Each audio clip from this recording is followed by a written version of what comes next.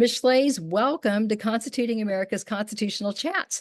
We're going to ask you to begin with some opening comments on Calvin Coolidge and the Constitution, and then we'll go to questions. Well, thank you, Ms. Gillespie, Kathy, and thank you to this entire team, including Kenyon, for this wonderful opportunity to get to know Constituting America. And it's important I do because Coolidge was the constitutional 20th century president. He's been called an apostle for the Constitution. I heard Judge Edith Jones say that recently.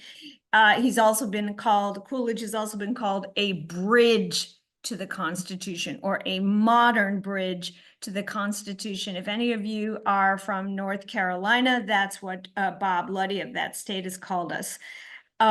Who was Coolidge? He was born in a very small place where our foundation is based, Plymouth Notch, Vermont. In that town, everyone did everything, especially Coolidge's father, who is sheriff, farmer, storekeeper, all those things, and tax collector. So as a boy, Coolidge was born in 1872. He got to see what it was like to run a town and the heavy responsibility of running a town, and also that the towns are the basis for the rest of our world, the rest of our government. He strongly believed that. He rose up in politics in Massachusetts, where he went to college. He went to Amherst, and then he settled down as a country lawyer. One thing about Coolidge was he didn't quite feel he could afford to go to law school, and neither did his father, importantly. So Coolidge did something like Abraham Lincoln. He read law. That is, he clerked at a firm, and then at night he studied in the library to pass the bar exam. That would mean something important, which many have noted, which is that he didn't study modern law. He studied the law on the books, which was more common law as in England, Kent, Blackstone, Coke, which we pronounce Cook, actually, and the old simple rules that you would consider intuitive law, like don't break a contract, when a handshake is an agreement, under promise and over deliver. Don't be too litigious. There's a culture that goes with that. If you sue all the time, and today that would be show off on the internet how you were wrong, you're hurting the community that hosted you if you're complaining about them. He understood all those things intuitively from country life and from the common law. And he was a small town lawyer, which means he didn't like to talk too much. You know, he's called Silent Cal because that costs the client more. Coolidge was called Silent Cal, but there was always a logic to his silence.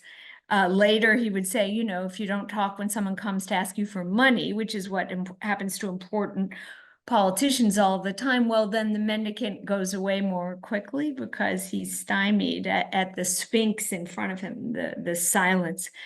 In the say from 1900 to 1920, Coolidge was a Massachusetts politician. It was really his I wouldn't say his passion, but I would say his enthusiastic hobby. Someone asked him what his hobbies were, and he said, my hobby is running for office. He ran for just about every office and won almost every office, going from state rep to mayor to state senator to lieutenant governor to governor of the Bay State, when that was a more important state electorally and economically. Massachusetts was a large deal. It loomed. It was called the hub, as in the hub of the world, the hub of civilization as well. So it was much more important than it is now, including, as I mentioned, in the electoral count. Then I think it was while he was a state lawmaker that Coolidge became really aware of the importance of reinforcing the traditional Constitution. That's because other lawyers, many trained, say, at Harvard, unlike Coolidge, who'd read law, had come up with new ideas about the law. Maybe we could change the law. Maybe we could change the Constitution. Maybe more often, right? There were all those amendments, but maybe the underlying principle was the Constitution doesn't come from God, it comes from men, and so it needs updating. Coolidge began to resist against that. And the one speech I would really recommend you start with for Coolidge is called Have Faith in Massachusetts, which he gave in 1914. He was really talking back to progressives. Remember, this was the time when we got a number of amendments, including, the 16th Amendment, for example, about bringing the income tax, but other amendments as well, a whole string of amendments. We also got the Federal Reserve in this period, a new thing. And Coolidge talked back, retorted, he said, men do not make laws, they do but discover them.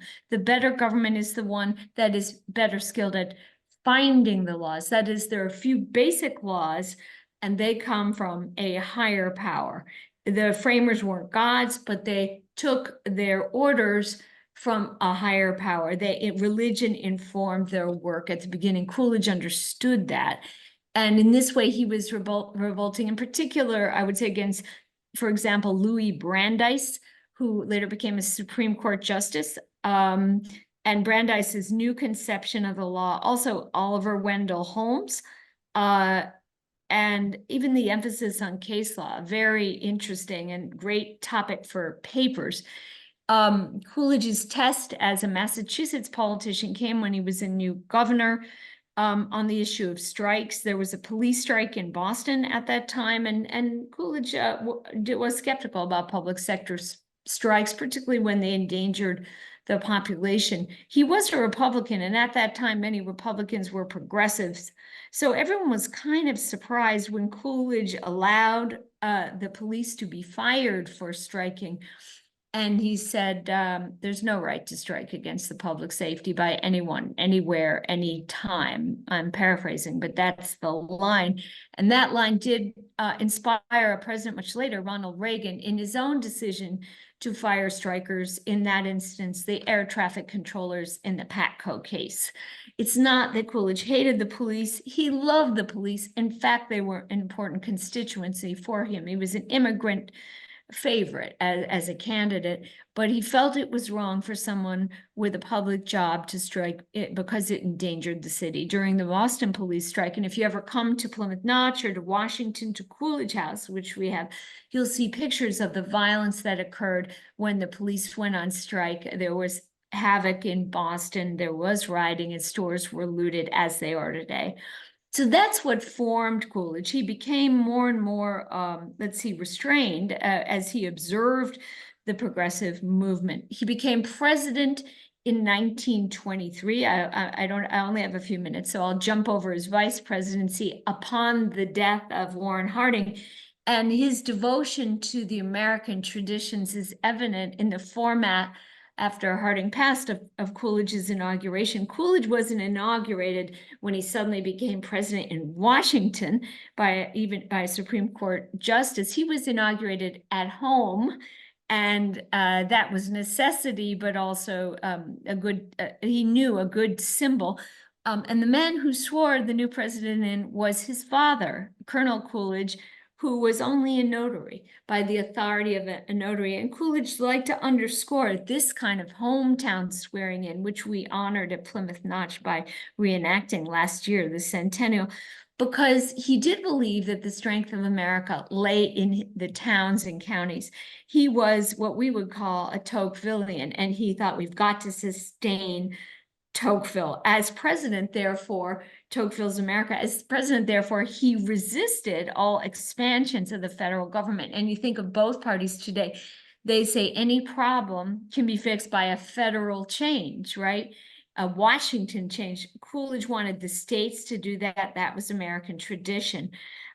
He actually had a wonderful line in his speech: when the great body of public opinion of the nation requires action, the states ought to understand that, he said. I hear music. Unless they are responsive to such sentiment, the national authority will be compelled to intervene. That is, states gotta maintain their power. They are, what he said, the sheet anchors of our institutions, states. That is, they're the basis. And so we've got to stick with them. Am I running out of time? Or should I say one more thing? I don't see the clock.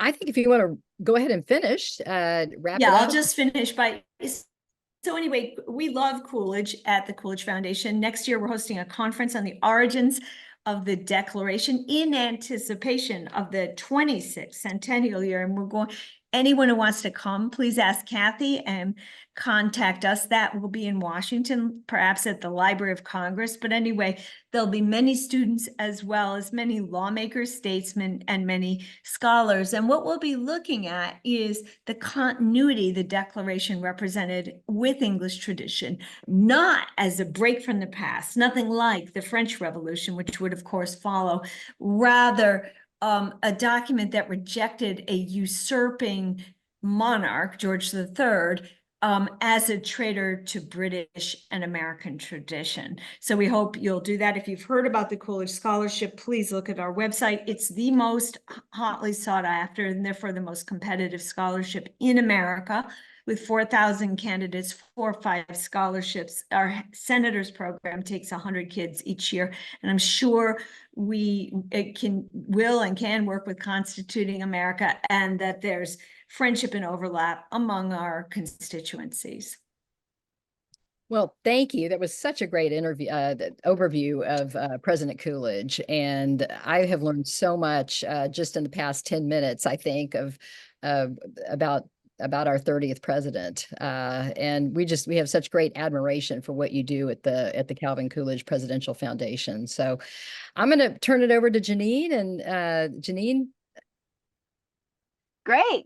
Thank you so much. Well, that was very detailed. As you were speaking, I was thinking, well, geez, you're so thorough. I don't even know what to ask.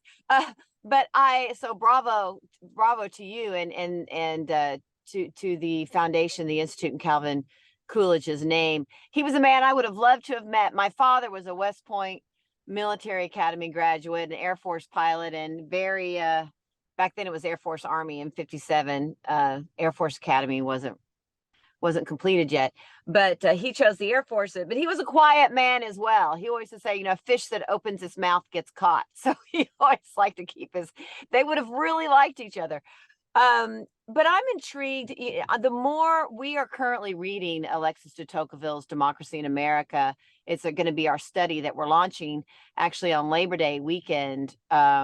On Labor Day, we're launching our study on Alexis de Tocqueville. And you're correct that Alexis de Tocqueville was very enamored with towns, townships, local governments, and federalism. And I am just I'm realizing now that we often say we're a constitutional republic. We should really say we're a federalism, a constitutional republic based on federalism. We're a federalism republic, a federalist republic type of thing, because it's such a very important aspect are the states and the check and balance of the states and the power of the states.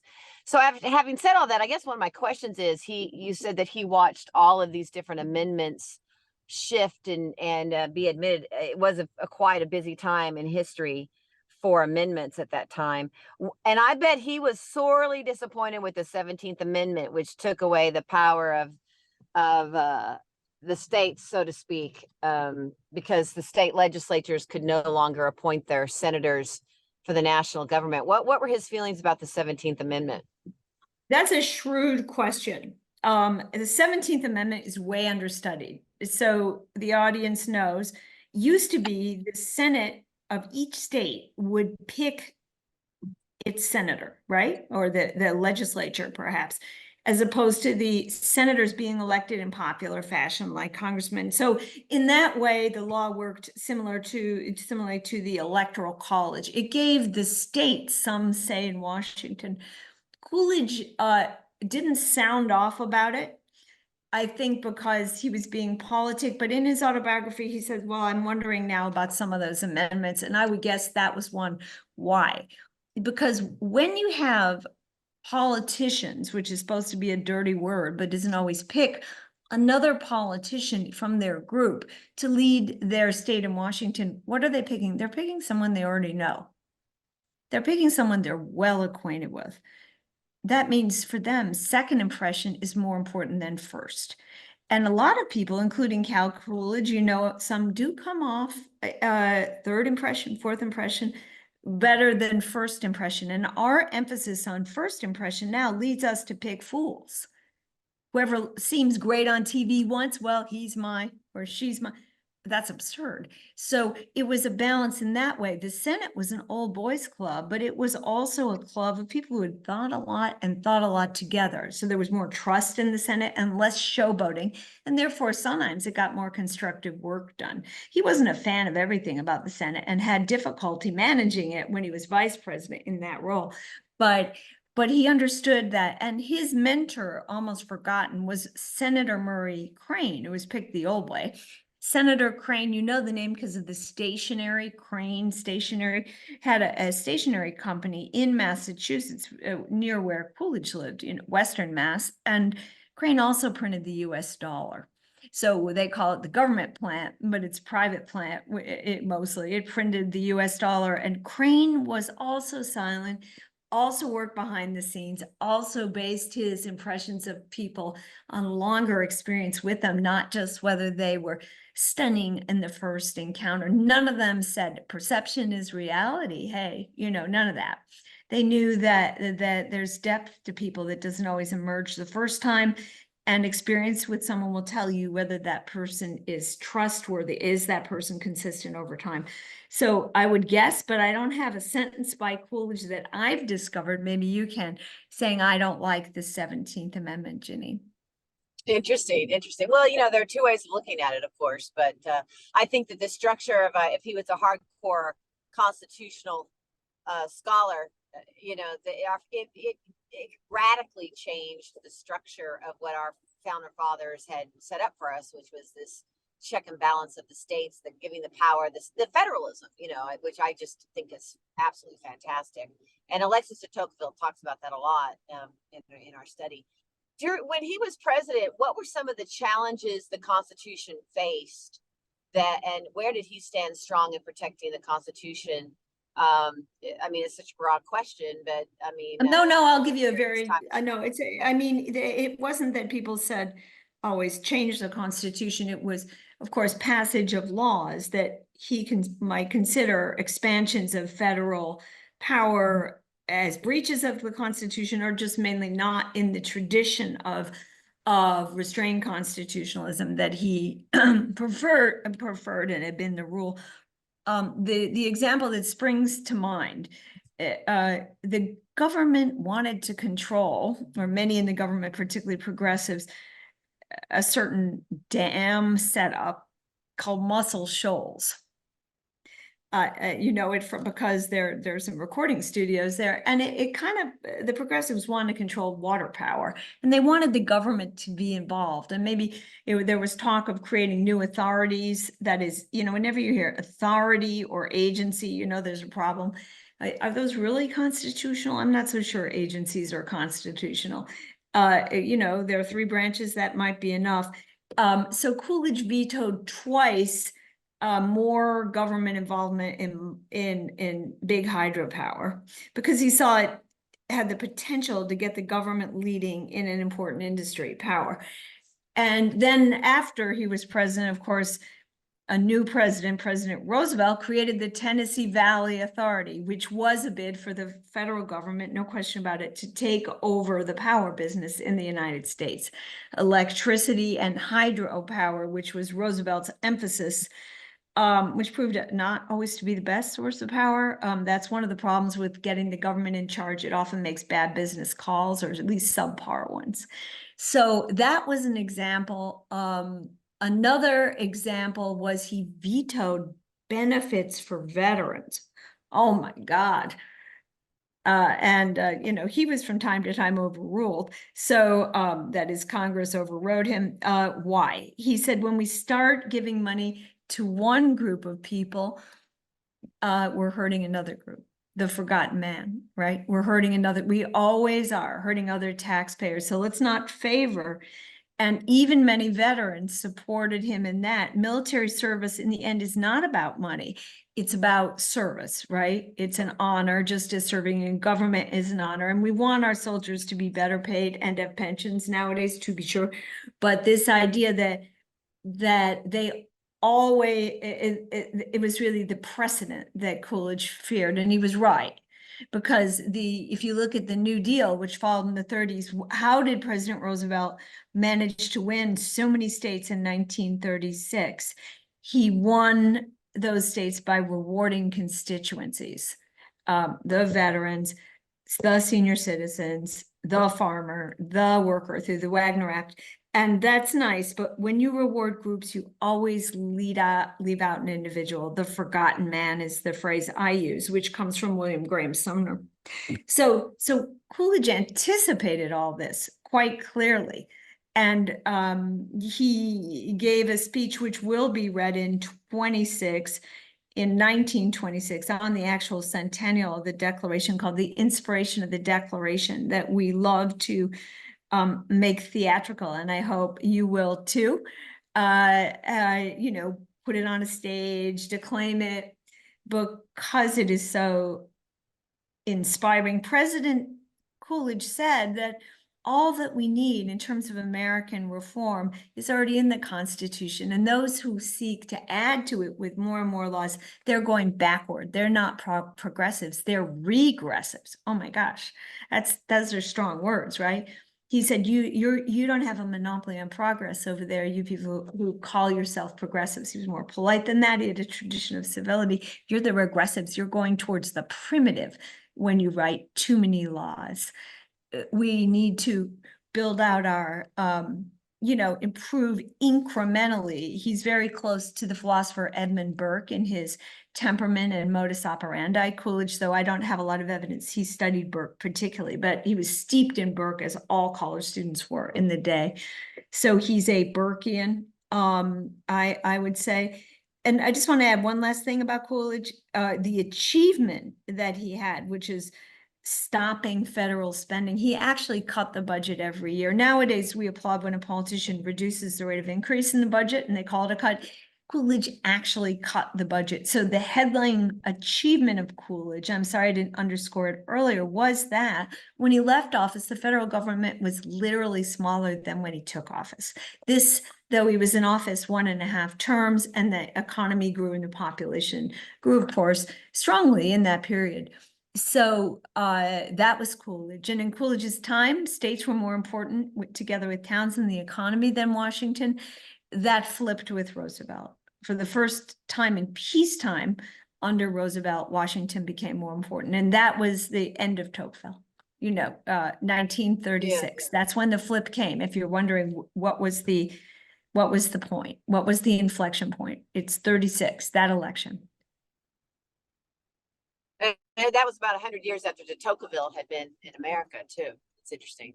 100 years later. Okay, well, that is incredibly informative. I'm going to pass so that everybody else has a chance to ask questions, but thank you so much. This is fascinating. I really appreciate it. Thank you. And we're going to go to Jewel. Wow, such an interesting show so far. I'm learning so much about President Calvin Coolidge, and it is a pleasure. I'm astounded by what you said about his reasoning for not wanting that the power company being under government control. And I think that it is worth examining our presuppositions, because even as those who are constitutionally minded, I would be surprised if many of us would think that that's not something that would be under the government purview. Could you say something else about Coolidge's position on that? Was there a large? Are you from Tennessee? No, not from Tennessee. I'm from Pennsylvania. Yeah, about that position is really interesting. So, I remember a Republican senator, one of the so-called blue dogs, I think they were called, which meant it was a Democratic senator who was kind of conservative. Is that right, Kathy? That's what a blue dog was. She'll remember. Yeah. Anyway, from Tennessee, he was a Democrat, but he was conservative. Said everybody loves the TVA in Tennessee, but that was not and is not true. And what about power? Well, the first thing is the subject then was power was the most exciting industry in the 20s. It was growing every year. People were getting more power, right? Towns were getting power. and even the country was beginning to get power. Not much. It was said the South is tired of living in the dark, right? And it was also said, well, wiring the cities is well and good because the houses are close together, but wiring, you smile like you've worked on this, but I bet you have, but wiring the country where I am now, well, that's hard. You have to lay a mile of wire to get from one farm to the next. Well, the government needs to help out on that. That was sort of the notion that led to the TVA, but it wasn't reality. First, companies were taking new forms so they could raise the extra money. That is, utilities are a capital intensive industry, we say, with high upfront costs. They have to lay the wire right before they can make the money. And those were very innovative financial structures developed in the 20s too. One problem on the farms was that even when a farmer got power, he would only just hang, it was said, a 50-watt bulb. He didn't have the tools that would make wiring worth it. He preferred the mule to, something that was electric or something powered by gas, but there were also electric tractors and plows at that time. He raised he hatched his chickens in the dark, right? There were no incubators. And there were enormous productivity gains to be had from electricity. For example, if I was just reading about this, if you warm the baby piglets when they're born, their mortality rate goes from 40% to 3%. Baby piglets need to be warm. And usually that means they need basically an electric blanket and an electric light on them. That were the gains that were waiting for farmers. So in the 20s, there's a new book called Powering American Farms by a man named Hirsch, Hirsh, which I just reviewed on National Review. The review is also on the Coolidge site. And he points out that the companies work with the farmers to help develop tools that would make getting electricity worthwhile and instantly productive for them. And on top of that, there were the financial innovations that made investing in even country power worthwhile. That all was stopped in the New Deal because President Roosevelt and his fellow New Dealers said companies are bad, companies are evil, they have deprived the South, we're going to take over this. And in a number of ways, the government crowded out the private companies. And one could go on about that forever, but one way was prosecuting them in court. Another was offering products subsidized by the taxpayer at a cheaper price than the electric companies could offer them. So the private companies were outbid. And remember, the markets weren't very good in the 30s, so it was harder for the private companies to get money, but the federal government had plenty of money because it raised taxes and could borrow. So they were squeezed out of the world and out of the opportunity to wire the rest of the company and innovate in many other ways by the aggression of the New Deal. And in my book, Forgotten Man, I have some great cartoons there because my hero in that book is Wendell Willkie, who was the head of an innovative power company called Commonwealth and Southern that aimed to wire the South. And he tried to work with the New Deal. He went to meetings at the Cosmos Club and sat and said, I'll tell you what, you make the power, I'll distribute it, like that, with the TVA. And the New Dealers basically just laughed at him and said, no, you're out of this business, we're taking over. Can you hear me? Did I lose you? Yep. Jewel, are you frozen? Can you hear me now? Yes, I just cut out for a moment. Can you hear me? Yep. Okay.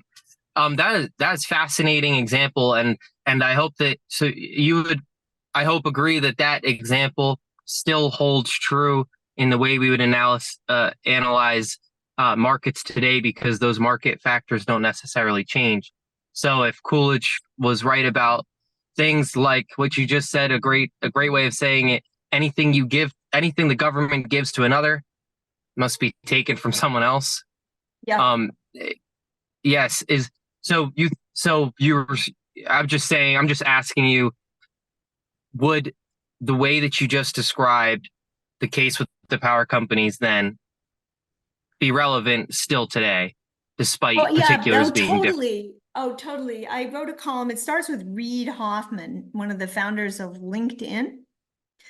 And he gave apparently $10 million to the Democratic campaign, the presidential campaign, first President Biden and maybe to Vice President Harris. And then he asked that the Democrats consider removing Lena Khan, the head of the Federal Trade Commission, because she's pretty aggressive against an antitrust case. And well, I basically said, good luck with that. No matter how much money you give to a politician, in the end, a politician doesn't quite understand what it means to be a company. And so the idea, it's a fantasy, telling yourself no matter how much money you give, that you'll always be able to get what you want out of government, and what you want isn't a special contract for you necessarily. What it is reasonable playing field to sell your product. And so I would see an analogy to the prosecution of Amazon today. To antitrust sounds fun, but it's rarely economically effective. It's more just a political spree to get a rich person, the richer the better, in order to satisfy the populist hunger. And well, we all feel wrong because we don't like this or that, but we don't necessarily get a better life or even better products by antitrust actions. So that Coolidge was not an antitruster. His Justice Department was not particularly antitrust oriented, unlike Taft, who was another Republican just before him, and certainly unlike TR. So Coolidge thought, well, corrupt companies ought to be prosecuted. Ponzi, who invented the famous fraud, the Ponzi scheme, was prosecuted by the state of Massachusetts, his state. He was involved in that because in those days, states prosecuted fraudsters. He did not approve of fraud, but he didn't approve of smearing business just for the political pleasure, which is what you often see today. Yeah, and just one more closing question, because I'm coming down to the end, I know, would just be, as far as Calvin Coolidge, as his government being very different from the Republican before him and the Republican after him, where did his political legacy go, and was it somewhat swallowed up by the fame of Theodore Roosevelt? No, I think you don't always get credit for what you do. That's one of the things in life. But Coolidge made America so prosperous that it secured its position as a world power.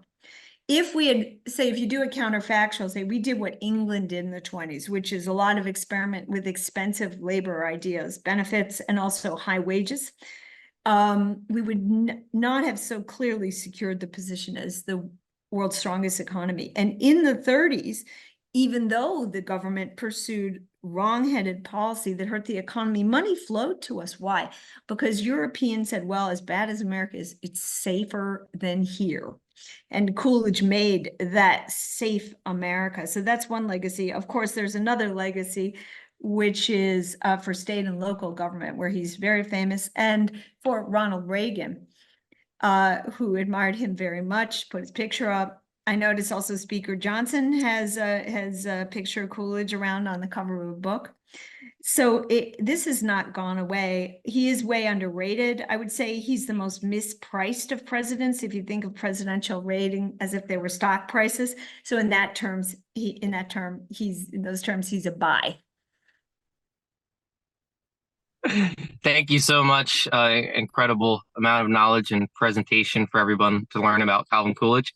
And I'll pass on to Kenyon. Thank you for having me on today. I'm very happy to be here. I wanted to ask you about, you described during Coolidge's presidency, there was a battle between constitutionalism and the progressives. I would like to ask you, where did that battle go after his presidency? The progressives began to win. Coolidge, one important thing about Coolidge, he had one election on his own, right? 24, he acceded to the presidency because Harding died, but then he had to run.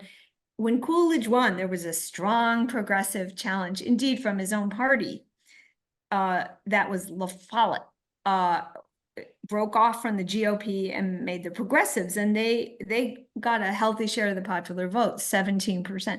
And yet Coolidge took an absolute majority. That is not just a plurality, like I think President Clinton, now you're testing me, but not just a plurality in a three-way race, but an absolute majority beating the other two parties combined, the Democrats and the progressives. So he had a pretty strong mandate, and he had Congress with him, particularly after 24. So they were pretty silent. They were pretty angry, but they were silent, the progressives. But the Hoover, who succeeded him, the next Republican, was more progressive by temperament than Coolidge. He liked to jump in, and progressivism favors jumping in, federal jumping in. And of course, when the Depression hit, this was an emergency. You'll notice politicians always exploit emergencies. In England, someone said, I think it was Harold Lasky, crisis breaks the cake of custom. Crisis breaks the cake of custom.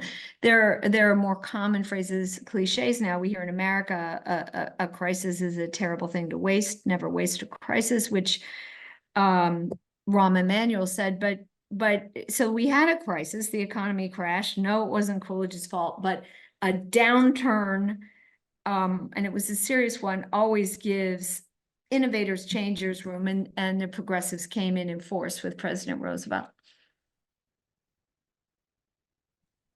Thank you. That was a very good answer. Another thing, what can we learn from Coolidge's presidency today in the political sector? Second impressions matter. Two, clear writing matters. I think if I were writing about this, and I have and will again, the platform matters. I'm supposed to be the Coolidge advocate and say this is all due to Coolidge, but I don't. In 1920, the Republican Party could have gone two ways. They could have gone progressive, like Mr. La Follette, or they could have gone traditional. They could have gone trad. Trad was the less popular choice, or the less, go back to laissez-faire and so on. They chose trad. Maybe within the party it was more popular. It was getting less airtime, though, certainly. They chose trad, which was a difficult choice. They said, we're going to make government not experiment. Harding, the first president to operate and try to deliver on that platform, said, we don't need experimentation. We need better administration of our proven system. That's the opposite of Franklin Roosevelt, who would come 12, 13 years later, said we need bold, persistent experimentation. Harding was anticipating the affection for experimentation among progressives. So that platform, it said the burden of taxes is staggering, gave a kind of game plan to Harding. When he died, Coolidge just continued to fulfill the agenda.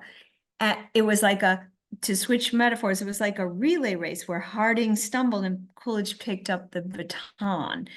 Coolidge never would have been able to complete Harding's work and cut taxes as much as he did. Taxes were cut dramatically in the 20s, from the 50s down to 25% top rate, which matters a lot to innovators. They never would have managed it without that platform and that continuity. And what's missing today in both parties is a serious platform. They're platforms, but there's no clarity as to whether the politicians actually believe them. They shoot from the hip and try out ideas like no taxing tips, which is a fine idea, but hardly the basis of the economic challenge. Thank you. Another question I have is, how do you think that his kind of more informal education in things like classic political books shaped his policies later on? Well, his law school was only informal in that he homeschooled it, right? By reading law. His college was rather formal with a lot of required courses. And that included the entire history of political economy. So there would be Burke in there. His teacher Morse was a scholar of Burke. That influenced him very much. He had, and he also knew Greece and Rome. He understood what Cicero confronted. Cicero was watching the Rome go from republic to autocracy to dictatorship. That's Cicero's life. And Cicero didn't approve of dictatorship, and yet he worked for some authoritarians and dictators, right? Times Caesar, at times Caesar Augustus, because he wanted to see what good he could do in a bad time. Coolidge understood all that. He understood the importance of the republic from Rome, and he understood the importance of keeping it, but he understood as well that sometimes you have to work in imperfect circumstances, and to be all dainty and say, count me out, is to fail in your duty as a statesman. Thank you for answering all my questions today, and I will pass to Kathy for some audience questions. Thank you again. Well, thank you, Kenyon and Jewel and Amity. Thank you all so much. Great questions. And Janine, of course, thank you. We do have some great audience questions. And before we go to the audience questions, we're going to thank our listeners in Las Vegas's KKVV 1060 AM on the radio dial. This podcast is rebroadcast on Monday evenings at 6 p.m. Pacific. So thank you to our listeners in Las Vegas for tuning in to Constituting America's Constitutional Chats. So, Amity, we're going to start first with our board member, Jay McConville, who says that one of the great stories in Coolidge, your book, related to his solution to the pressure for intervening after two big disasters. And Jacob, if you can, while I ask this question, maybe you could put Amity's book back up on the screen one more time, because I know our listeners may be very interested in it. So again, Jay's question is, one of the great stories in Coolidge related to his solution to the pressure for intervening after two big disasters, I believe a flood in Mississippi, if I recall. Convinced he did not have the constitutional authority, he did not send federal money, but he also lent his name to private charitable efforts. Can you address that story a little, perhaps comparing it to today and why that's important? Well, thank you for that question. When you think about Katrina today and President Bush's alleged hesitation to go down to Louisiana and the cost to President Bush, this would be George W., Katrina, politically, why would President Bush not go down? He wouldn't not go down because he felt like golfing that day. He would not go down because he wanted the state to take the leader, to be the leader in the rescue. Why? Because it's the state's territory, right? And it would be an impingement if a president goes down and orders the state around. A president in our Constitution might be commander-in-chief abroad in Iraq, but he is not commander-in-chief in New Orleans. Commander-in-chief in New Orleans is actually the governor. He's just chief executive of the United States, of which Louisiana is one, right? And that was Bush. I'm fairly sure that was President Bush's hesitation as a constitutionalist. That meets with incomprehension from many Americans. What, the president doesn't care? What, the president, he's a cold bastard, right? Excuse my language. The president always cares, but it may not be appropriate for him to go down, and it may encourage yet more federal spending for disasters. I remember this because I worked for the Financial Times at the time when Katrina happened, and the English people just couldn't believe that Bush wouldn't go down because they'd seen him march all over the Middle East, right? And they were not familiar with our federalist system. So they don't understand about states. What, Bush didn't go? Bad president. So I had a lot of heated talks with editors from the Financial Times. So anyway, in the case of Coolidge, very similar. There was a terrible flood, the flood of the Mississippi in 1927, and Coolidge did not go down, in part because he wanted to respect the states who were being flooded. He did send the Red Cross, which was a government-endorsed but private charity, and a big one. Remember, the Red Cross played a great role in World War I. So he saw the president's role as moral leadership, not getting more funding leadership. And he felt, I believe, that if he went down and had snapshots of him attempting to rescue the poor communities who were flooded. It was a terrible flood. Well, then the political pressure to create some great new federal program would be unstoppable, and Congress would overrule him on such legislation. And then, but he was criticized. A senator named Thaddeus Caraway said, well, if he didn't go down to Louisiana, I'm paraphrasing here, it would be a different story if where he came from, New England, were flooded. That, you know, and then kind of divine, thank you, Jay, for recalling this. There was kind of almost biblical retribution. Vermont did flood later that year, and it was a terrible flood. All the little bridges were wiped out, all the railroads were wiped out, and living in Vermont is difficult anyhow because it's cold, rocky, and hilly. And the lieutenant governor drowned trying to get out of his car. I mean, it was some tragedy. And Coolidge, to be consistent, did not go. Oh, he doesn't care about, and I'm president of the United States, not president of Vermont.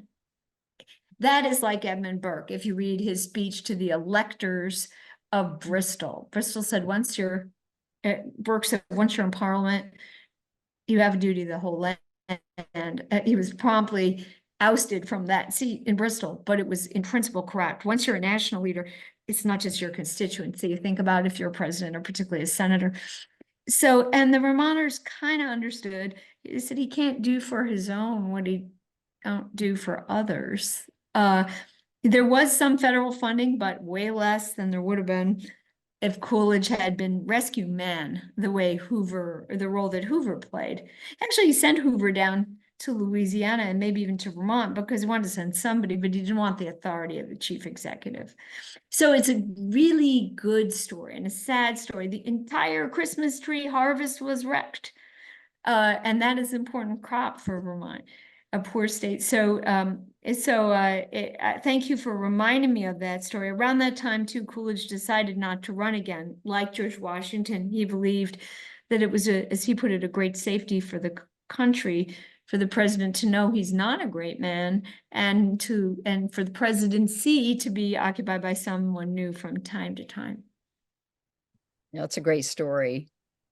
And Andrew K. asked, would you agree that Coolidge would support the concept of verbal inflation? In other words, that the more words there are, the less value each one has, which also applies to the proliferation of laws. Like that idea. I don't know. He said inflation is repudiation. But he also said that the words of the president, more or fewer, are very heavy. They have great impact, and therefore the president should speak cautiously and infrequently. He was aware of the gravity of what he was saying, and he also felt that gravity was precious. If a president spills words or slops over, well, then the president is taken less seriously. He squanders political capital. I like your idea of verbal inflation, though. When we were doing research for this show, one of our staff came across a story that President Coolidge was seated next to a young lady at a dinner, and she said that someone had bet her that she could get him to say more than 3 words, and he replied, "You lose." Have you heard that story? Do you know? I've heard that story. It sounds like him. I think I have it in my book. But it is sort of more of half apocryphal. But the point is not that Coolidge was nasty or shy. Nobody gets to be president if no shy person becomes president.